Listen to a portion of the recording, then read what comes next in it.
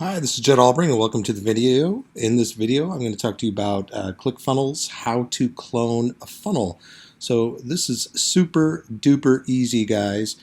When you want to be in your actual funnel here, and all you would do is go to Settings,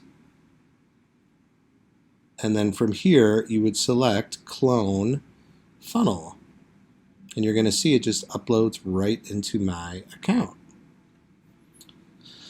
And then once it is loaded, it's going to give it like test commerce copy or something like that. So, and then you can view the funnel and yeah, so copy of. So you definitely want to make sure the first thing you do is change this so you don't forget. I've definitely had a lot of clones and I forget to change the name.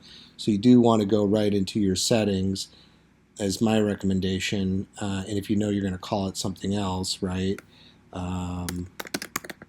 Make sure you do that because that helps you just keep things more organized.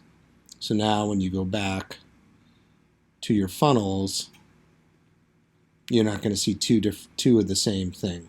Okay, so that is how you clone a funnel in ClickFunnels. I hope you enjoyed the video. Please like, comment, subscribe, and have a great day. I'll also put a link below if you're new to ClickFunnels. There is a free 14-day trial. Enjoy.